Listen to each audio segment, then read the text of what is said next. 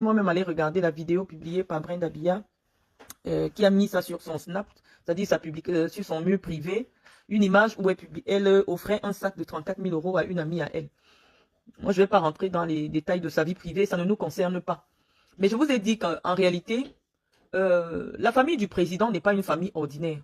Et je comprends la difficulté dans votre contexte. Ça fait 41 ans qu'on vous a habitué à n'importe quoi. Mais je suis sûre que même à la présidence de la République, on sait que ce n'est pas n'importe quoi. Le cabinet civil de la présidence de la République, en principe, devrait avoir aussi la responsabilité de la communication privée des membres de la famille du président. Parce que euh, je ne sais pas si c'est une façon pour Brenda Bia de faire une rébellion, mais tout ce qu'elle fait porte sérieusement atteinte à l'image de son père. Elle embrasse des filles en public, à la bouche, elle publie des choses. Je ne sais pas, peut-être c'est une façon de se venger de son père de n'avoir pas été présent pour elle lorsqu'elle a grandi. Je vous dis que c'est la première fois en Afrique qu'on voit des enfants naître au palais. Donc moi j'ai beaucoup de compassion pour elle parce que je vous dis quand j'écris, il y a une certaine froideur dans l'écriture. Et parfois, l'écriture ne restitue pas entièrement nos sentiments. C'est pour ça que des fois, quand je finis de publier, c'est l'engagement qu'on a pris ici de commenter l'actualité. C'est-à-dire, dès lors que vous partagez des choses sur des pages à 100 000, 100, 200 000, et que moi je retrouve ça, je fais un petit commentaire. Parce que moi je ne commente pas. C'est ça le jeu des réseaux sociaux. Je ne suis pas resté sur ma page et je dis, ah, je m'en vais entrer dans la chambre d'un tel pour parler. Non, c'est vous qui me suivez, qui partagez une actualité. Et moi, je commente parce que je ne veux pas commenter sur vos murs, de peur d'attirer mes détracteurs sur vos pages. Je viens, je parle sur mon mur. Et mon mur n'est pas le plus suivi. Et donc, je vous dis que, moi, Brenda Bia, à la fin, elle me fait de la peine parce que c'est un enfant qui est né dans le pouvoir.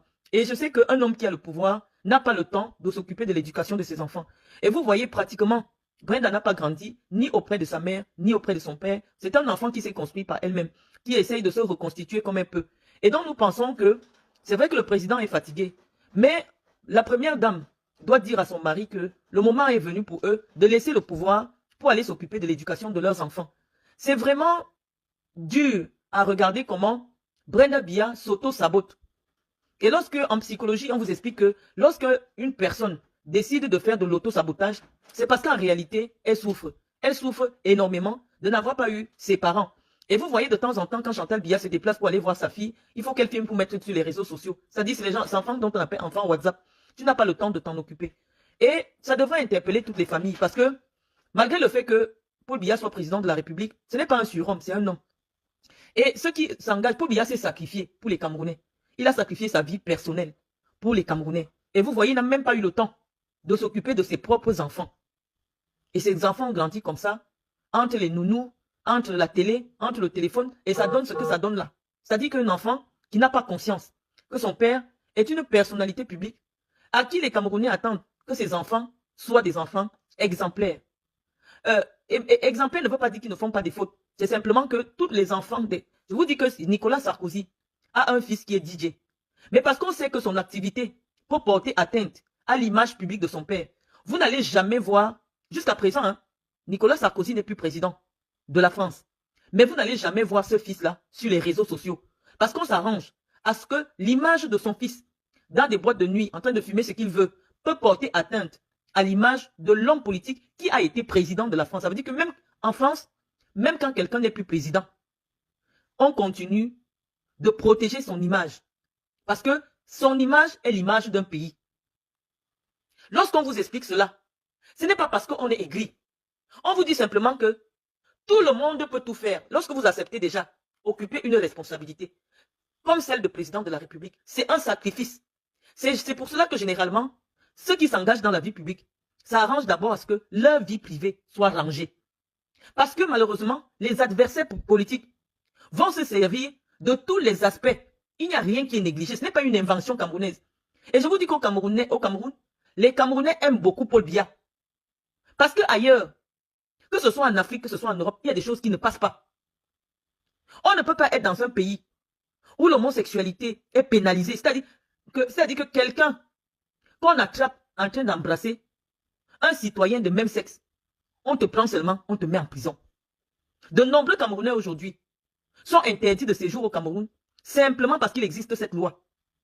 Dans un pays où les gens ont conscience de leurs droits et de leur implication dans la gestion de la cité, les gens pouvaient prendre les photos de Brenda, que elle-même, c'est pas que c'est des photos volées, c'est-à-dire que Brenda n'a pas besoin de paparazzi Pour dire que non, laissez l'enfant là, vous la harcelez. Regardez comment les gens ont harcelé la princesse Diana. Finalement, non, personne ne harcèle Brenda. Personne ne sait même où elle se trouve. Brenda elle-même, elle fait des vidéos en train de manger la bouche d'une autre femme. Elle met sur Internet. Des gens, des défenseurs des droits des homosexuels, pouvaient se saisir de ces vidéos et dire à Bia que non, arrête de se foutre des enfants des gens. Il y a des parents qui souffrent parce que leurs enfants sont homosexuels. Et qu'au Cameroun aujourd'hui, un homosexuel, être homosexuel est passible de 5 ans de prison.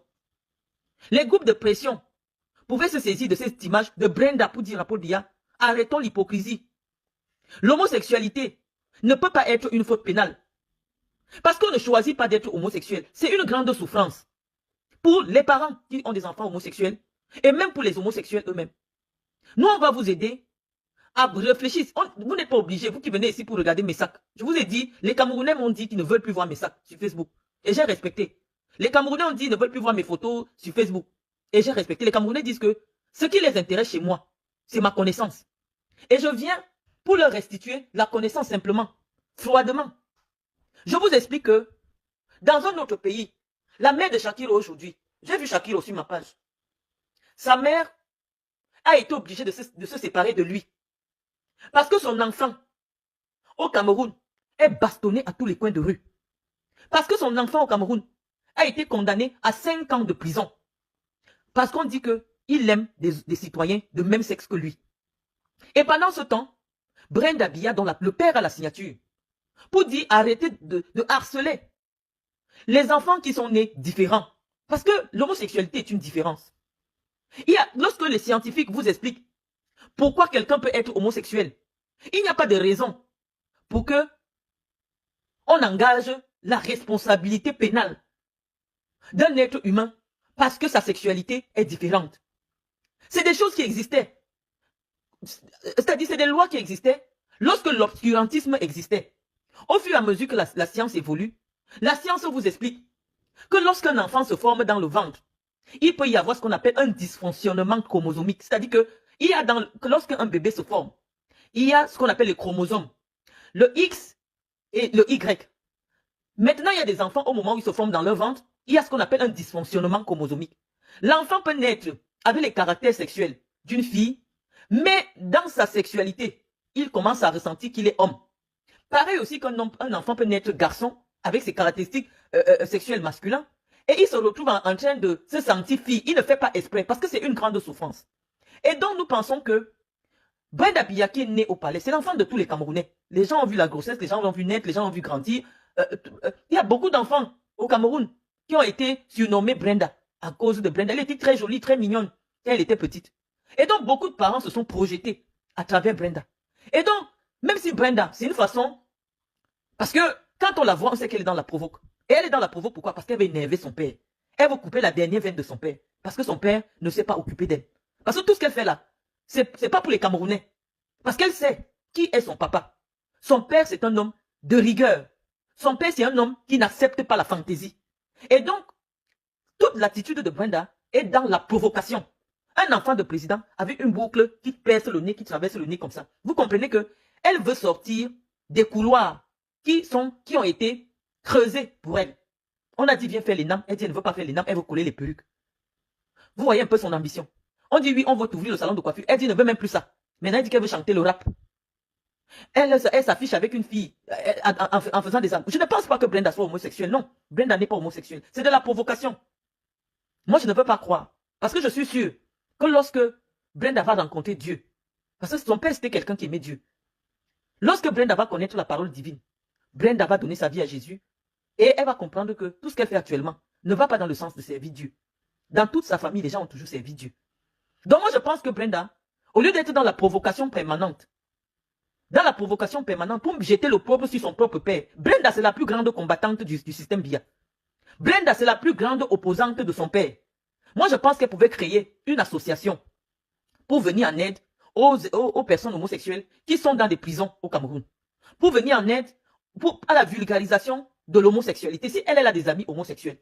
Parce que forcément, oui, la fille à qui elle a offert le sac de 34 000 € là, sur sa page officielle, c'est une Brésilienne, elle a avoué qu'elle est homosexuelle.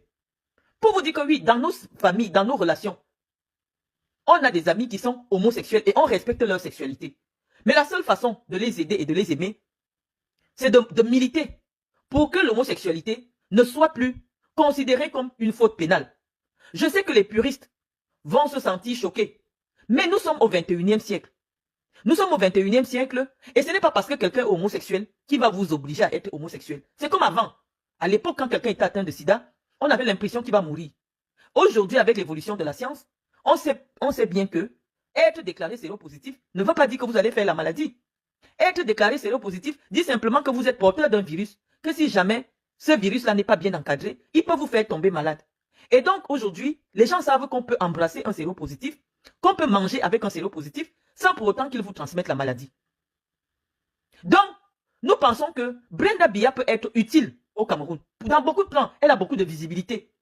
Elle a cassé les codes, elle est présente sur les réseaux sociaux. C'est pour ça que quand Brenda publie quelque chose, et ça arrive auprès de nous qui sommes des internautes, on est obligé de donner, nous sommes obligés, c'est ça le jeu des réseaux sociaux. Lorsque vous acceptez d'ouvrir un compte Facebook, c'est pour commenter ce que vos amis publient et vos amis commentent ce que vous publiez.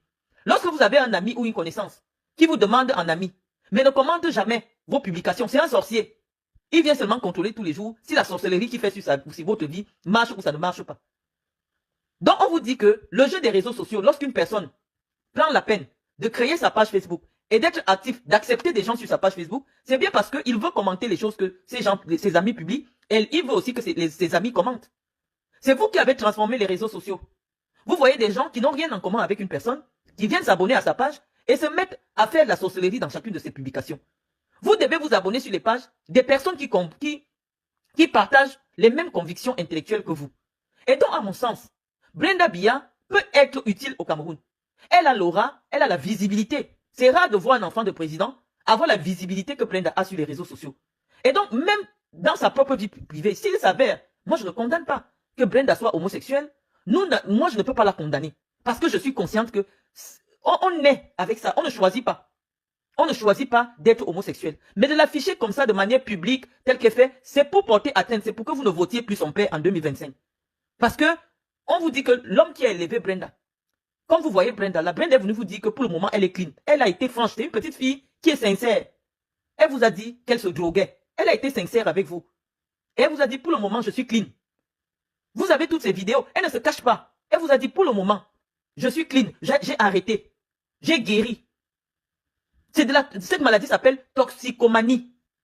Ça veut dire que par son message, elle peut faire une association pour aller dans des écoles et expliquer, ou bien même dans les chaînes de télé, expliquer aux enfants que oui, peut-être les mauvaises compagnies, oui, peut-être la solitude, vous savez, vivre dans un palais, ce n'est pas évident. Je me suis retrouvé en train de me droguer, mais pour le moment, grâce à ceci, grâce à cela, j'ai réussi. Brenda peut être utile. Nous, aujourd'hui, ce n'est pas l'idée de dire que Paul Biya va se maintenir au pouvoir. Non, Paul Biya est partant, qu'on le veuille ou non. Mais l'idée est que tous ceux qui approchent Paul Biya ne viennent pas porter atteinte à l'image de ce grand homme. On peut ne pas être d'accord avec les politiques qu'il a mis sur pied. Mais il n'empêche qu'un être humain qui a été capable de faire 41 ans au pouvoir dans un pays aussi complexe que le Cameroun n'est pas n'importe qui. Même les Blancs, quand les Blancs ont pris le Cameroun entre les mains des Allemands, ils ont dit, nous n'avons, ça c'est un très grand territoire. Le Cameroun c'est 475 000 km². Et donc, les Blancs étaient obligés de diviser le Cameroun en deux pour être en capacité de l'administrer convenablement. Parce que c'est un grand pays, c'est très grand. Lorsqu'on vous donne la superficie du Gabon, on vous donne la superficie de la Guinée équatoriale. La Guinée équatoriale ne fait même pas la superficie de la région du Sud. Lorsqu'on vous donne la superficie du Tchad, non, c'est peut-être comme 3 régions du Cameroun. Ça veut dire que le Cameroun, c'est un très grand pays qui nécessite une façon particulière d'administration. Et donc je disais que Brenda veut que son père quitte le pouvoir. Et moi je suis venu dire à Brenda, parce que je vous ai dit, l'ambiguïté que vous me réclamez, c'est parce que dont vous m'accusez, c'est parce que vous ne comprenez pas ma démarche intellectuelle. Je vous ai dit, je ne vous ai jamais caché, je suis biaïste. Biya aujourd'hui, ce n'est pas l'attachement à l'individu. C'est l'attachement à une idéologie. Ceux qui comprennent ce que j'explique, je vous dis, lorsqu'un peuple est évolué, comme le Sénégal, ce n'est plus l'individu qu'on suit, c'est l'idéologie. Et l'idéologie de Paul Biya va exister au Cameroun, comme au moins pendant 200 ans. Comme on entend en France, quelqu'un vous dit, les partis gaullistes. Gaulliste, ça vient de Gaulle. Ça dit que tous ceux qui ont créé des partis avec la vision politique du général de Gaulle. On appelle ça des partis gaullistes. De même aussi que tous ceux qui vont créer, qui vont réfléchir sur la politique camerounaise en se fondant sur l'idéologie de Paul Biya, seront appelés des biaïstes. Mais Paul Biya ne sera même plus vivant. Et donc, moi, je vous ai dit qu'au Cameroun, Paul Biya a la dimension. Oui, le Tchad est 3 fois la superficie du Cameroun. Je vais vérifier, j'ai confondu. Et donc, je vous disais que des années plus tard, des gens vont se réclamer de l'idéologie politique du président Biya. Je vais faire une petite parenthèse. Lorsque vous entrez dans mon cabinet, à la Fondation Marlène Mvuto, il y a au moins 10 livres qui parlent de Paul Biya. 10 livres qui parlent de l'idéologie politique de Paul Biya. Ça veut dire que moi, je suis une biaïste. Le biaïsme, c'est quoi? C'est avoir une idée de grandeur du Cameroun. C'est avoir une idée de solidarité entre les Camerounais. C'est avoir une idée de justice au Cameroun. C'est ça être biaïste. Ce n'est pas supporter Paul Biya. Non, je peux être biaïste et être opposante au RDPC. Le RDPC est le parti dans lequel Paul Biya milite actuellement. Mais avant d'être dans le RDPC, Paul Biya était militant de l'UNC, qui n'était pas son parti. Mais avec l'arrivée de Paul Biya au pouvoir, il a écrit dans son livre pour le libéralisme communautaire une certaine vision politique, vision idéologique. Idéologie, ce n'est pas forcément des choses qu'il va faire. Paul Biya écrit dans la page 180 de ce livre qu'il n'imagine pas une société dans laquelle les citoyens ne peuvent pas avoir accès à l'école. Il écrit dans son propre livre. Mais c'est pas ce qu'il fait. Ce n'est pas ce qu'il fait parce qu'il y a des gens au Cameroun qui n'ont pas accès à l'école, faute de moyens, faute d'infrastructures.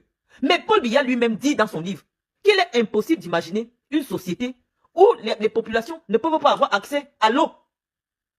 Une telle société ne doit pas exister. C'est ce que Paul Biya écrit dans son livre son testament politique. Donc, chaque personne qui se réclame de Biya doit faire dans sa démarche, doit avoir dans sa démarche politique une idée de mettre en place